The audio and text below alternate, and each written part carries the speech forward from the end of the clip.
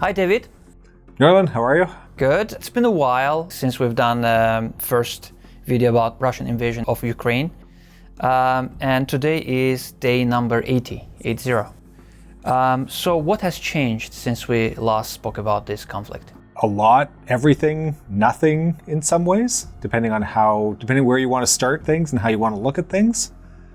When we first talked about what the Russians were calling a special military operation or whatever it was with their invasion, clearly, like, I'm very much on video as being rather pessimistic in terms of Ukrainian chances, Ukrainian, prospects in terms of what they were going to be able to do against what was perceived to be as one of the world's premier militaries. And that really has fallen flat. There's been a lot of perceptions, misperceptions that have been revealed to the world in terms of the Russian ability to conduct and wage a peer conflict. So how much has changed from the 3-4 prong offensive that the Russians had originally launched, moving from on the north, moving through the disputed territories in Luhansk and Donetsk, across the south. Pretty much the only one that still has any type of traction that they're trying to maintain is in Luhansk and Donetsk. And even that seems to be, well, there's debate and conjecture over this, but in terms of their ability to move forward on that front, even with trying to concentrate there, that doesn't seem to be going particularly quickly at the moment anyways. If it is moving forward, the Ukrainian forces have certainly seemed to be being able to mount fairly significant counterattacks and pushing Russians back onto the Russian border. It's a very different looking Ukrainian army now than it was 80 days ago. It's a well-equipped and getting better equipped with every passing day. The Russians, on the other hand, seem to be expending a lot of their, I'm going to say necessarily their premier ground forces, because we still haven't seen T-14 armadas sort of put into play, whether they're ready and available in any kind of numbers, but certainly T-72s, T-80s, in terms of armor ability, seem to be squandered in a lot of ways. Russian battle tactics don't seem to be working particularly well. What's changed from 81 days ago? We seem to be much closer to where we were 81 days ago than we were where I thought we would have been 30 days ago or 50 days ago. I am so glad to be working with the sponsor of today's video, Magellan TV. I recently watched Day of Days, American Stories, a documentary looking at the events of Operation Overlord, the landings in Normandy, and how the fighting to move inland to liberate Fortress Europe unfolded over hours and days, and at the cost of thousands of lives. Don't forget to check out other documentaries in Magellan TV's War and Military section to learn more about other Second World War battlefields, including Burma and Monte Cassino. And the good news is Magellan TV has much more than just that. There are more than 3,000 documentaries waiting for you, and hundreds of them are on the history of various eras. I really love the Dark Side section on Magellan TV, as they explore the minds and actions of some of history's darkest events. And it's all in stunning 4K from the comfort of your own home. New documentaries are added weekly and available on most devices, including phones and PCs. Magellan TV has a kind and exclusive offer for our viewers. Click the link in the description to get a 1-month free trial and watch hundreds of history documentaries anytime, anywhere. Mr. Putin, when he announced this quote-unquote military operation, as a goal, he said it is denazification and the demilitarization of Ukraine. So we know that the Nazi wasn't an issue in Ukraine. But it seems like this, the greatest strategic mind of all times, quote-unquote, he militarized Ukraine. Like, Ukraine is getting more and more weapons. It has more tanks than in the beginning of the war. United States signed the land lease. That means $40 billion worth of new weapons will go to Ukraine. So it seems like it's going backwards. Why do you think that, this was something that Putin couldn't calculate, or, what's going on? on there? I genuinely think that a miscalculation I don't know if there's got to be a stronger word than miscalculation, because this is one of the certainly that I've ever seen in my lifetime. This is one of the biggest strategic blunders, miscalculations I've ever seen, that I've ever read about. This is just, it's really phenomenal how much of a miscalculation Putin has made in terms of this invasion. I genuinely believe, from all the data and sort of everything that I've read leading up to the war, and certainly like past that, since the invasion started, that Putin believed that this really was going to be a 3-day operation, that maybe 4. Well, because you got to get time to get gas. I genuinely think that he believed the Ukrainians were going to welcome him with open arms, as long lost imprisoned Slavic brothers or something. Like, I think that there's a genuine miscalculation on his part, whether that's his own personal beliefs or that's the result of the people around him that are effectively yes men, just feeding him the information that they think he wants to hear, and he's making decisions based on that after sitting at the end of very long tables for 2 years and not engaging with the world, with the public, with reality. I think that's a strategic miscalculation of absolutely phenomenal proportions. And exactly as you said, like, the Russian military now has to deal with a much better equipped and much better armed, and fundamentally a more motivated Ukrainian force and Ukrainian nation, and diaspora, because I think that the diaspora plays into this in a really large way as well. There are millions and millions of people living outside of Ukraine who claim Ukrainian heritage, and they're very much up in arms, some literally, most figuratively, about a Russian invasion of what they consider to be their ancestral motherland, their ancestral homeland. It's going to be really interesting to see what happens going forward. A lot of the arms and the equipment that's being provided, there is heavy munitions that is starting to come in, whether it's armor units. There's certainly, with the provision of M777 artillery pieces, like guided artillery, tube artillery that's being provided. All of that is certainly a game changer. We still have physically yet to see actual air combat units being supplied. I don't expect to see large naval units being transferred in, just based on a cost basis. A lot more anti-aircraft provision is being made as well.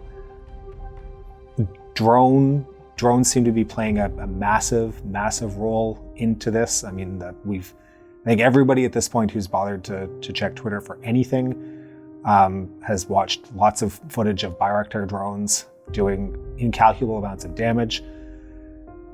There's a lot of other things happening that we don't necessarily. There's a lot of assumptions being made that satellite intel from the West, primarily from the United States, is being freely supplied to Ukrainian forces, and all of that's coming together to create a really potent Ukrainian force. What the Ukrainians choose to do with that going forward, though, that's a very different question. Are they looking to push the Russians out of claimed Ukrainian territory? Are they looking to push into Russia itself? If they continue to advance, where do they stop? There's a lot of big questions that are real questions, given the amount of equipment and motivation and battlefield training that a growing Ukrainian armed forces seems to have and be able to put into the field. Okay, so from military standpoint, it's clear that it's not going as planned, but from the geostrategic point as well, we see that Finland is going to apply for NATO membership, Sweden probably as well. It's getting out of hand, and Putin said that we don't want NATO close to our borders. How it will play out in long run, like how it will impact future? It's an interesting question. Do I have a crystal ball? I can't tell you exactly how it's going to play out. I think there's two factors that you could look at. Like, is this part of the giant miscalculation, and this eventuality is the worst possible outcome for Putin? In that, he now has the Finnish border is going to become a NATO border. Very entirely possible. Ukraine becomes, in a lot of ways, it's become a NATO border. It doesn't have Article 5 protection, but it's certainly armed better than a lot of other NATO nations at this point. That's a really big factor to play in that. But the flip side to that is that maybe Putin's fine with that, because he's visually, from the outside looking in anyways, he's coalesced the Russian nation around him, where he had falling opinion polls. He's now the strong leader, or this is how the propaganda wants to portray him anyways. He's now the strong leader that's protecting Mother Russia from the barbarians from outside. He's what's protecting Russians and Mother Russia and the church and all of these organizations that he works together with from attack and from being destroyed. I mean, that's very much the Z campaign, the Z campaign, depending what country you want to look at and how you pronounce that, which is a completely nonsensical propaganda tool, in my opinion. It's stupid. It's not even a Cyrillic letter. That little tiny point completely aside, this might be just fine with where Putin is right now, where he can now portray himself as the defender of the motherland. He's the defender of Russia, and everyone's staged against him. And without him, then the barbarians from the West come in storm and take over and destroy Russia. Okay, so as a defender, I don't think he's doing a great job. So recently we saw that, well, it's at this point it's a little bit old news now. We saw that cruiser Moskva sunk. So it was the first time since Russian-Japanese war, Battle of Tsushima, that Russia is losing the flagship. So it was complete disaster, and I think that was one of the turning points in the war. Now we see that Ukraine is getting some territories back, counterattacking. Recently we saw the footage how Ukrainian forces destroyed like the big column, I think it was total of 2 BTGs or something like that, when Russians tried to cross the Severodonetsk River. So what do you think? Can Ukraine take all this land back? At this point, I think one of the points is that it can go back to the border that was present in February 24th, or it can go further and take all Donetsk and Luhansk back. That's number 2 option. And the number 3 option is take Crimea as well. What do you think, which of these options are possible for Ukraine at this point?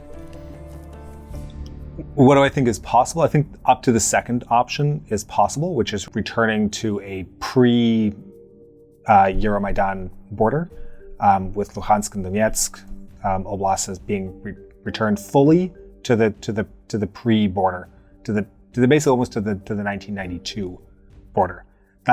I can see that as very much being a realistic possibility, given how the Russian army seems to be faring versus how the Ukrainian armed forces seems to be faring in the field. Crimea is a whole other mess.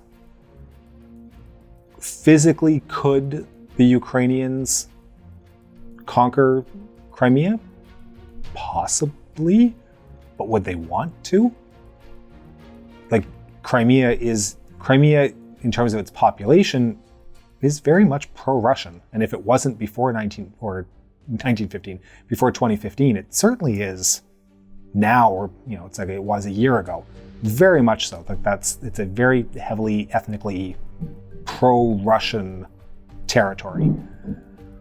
If the Ukrainians could manage to have a successful offensive and, quote unquote, retake Crimea, take it back into Ukraine, they're going to run into it's basically they're going to hit what the Russians are experiencing now against the Ukrainians in a lot of places, where it's guerrilla hidden warfare tactics, an uncompliant population. All of those situations represent themselves, and suddenly the Ukraine almost becomes occupiers of territory where the Ukrainian government, where Kyiv isn't necessarily wanted by the local population. I've sort of joked online and whatnot in a few places that the only real long-term solution here is to return to the Crimean Khanate. But I mean, that I don't have a proposed solution to Crimea. That's a white hot mess, and is going to. But one of the challenges is, of course, is that unless there is a resolution to Crimea, the conflict between Moscow and Kyiv just continues. That is a festering sore that will be ongoing. Given what Zelensky has said and what a lot of Ukrainian nationalists have said, is they want Crimea back. They want what they consider to be their territory back. Moscow isn't going to give that up without any kind of a fight. Even if it was taken from Moscow, the populace is not going to be happy under Kyiv, and there's going to be continued agitation that happens there. That's a much trickier solution. I don't know what that looks like. There were lots of rumors that Putin was going to announce mobilization on May 9th during the parade, but it didn't happen. So what do you think? Putin doesn't have this political capital that he wanted to spend on this, or he's afraid that, like sending everybody to the front and declaring the war to Ukraine will impact him in different ways, and probably from the propaganda standpoint, it's going to be really hard to handle. What do you think? Why it didn't happen? There's a couple of reasons what's going on there. One thing I think you're right. I think what you're suggesting there is that he doesn't have the political capital for full mobilization. I think that's very true. There's a lot more support among the older generation for the war. That's the data that's emerging. It's not a popular war amongst the youth. They're not mobilizing the older generation, they're mobilizing youth. So that's a really tough sell there. But at the same time, I think there is almost there's a hidden mobilization that's happening. It's not officially announced, but from the rumors that are circulating and are being confirmed coming off of, it's not Twitter, it's Telegram. It's coming out of, social media sites that are still active in the Russian Federation. There's mobilization, there's informal call-ups that are happening. There's government officials going into factories and workplaces and telling people that they need to sign up and join the army. It's not mobilization, but certainly that there are there's younger generations that are being press ganged, dragooned. I don't know what the right word is for this, but I mean, if this was a 17th century video, then yeah, they're being press ganged into joining the Russian army. And that's happening. And I think that's what's really helping to sort of shore up those numbers to avoid having to make an official mobilization announcement.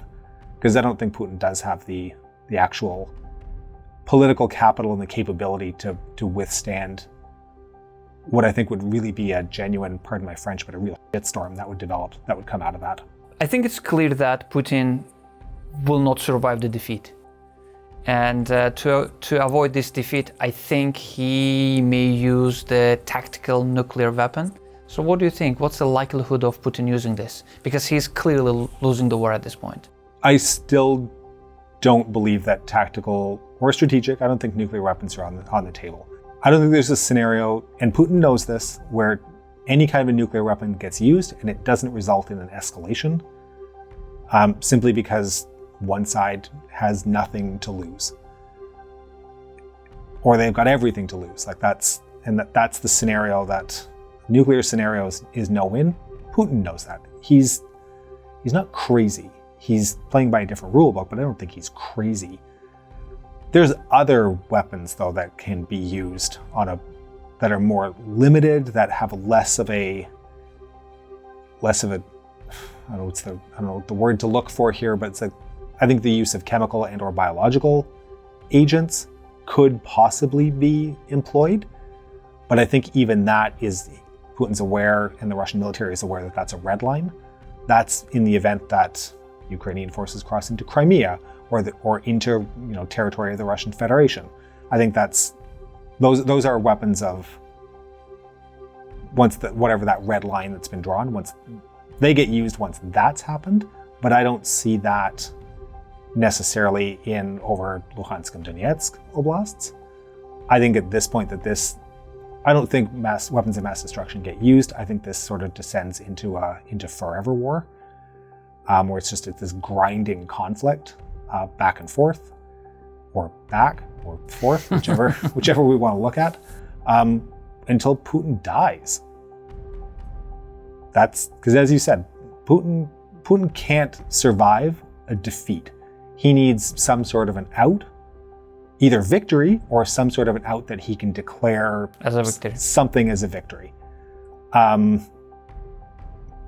that's really how I see that. I don't see weapons of mass destruction as being a viable option for any of this.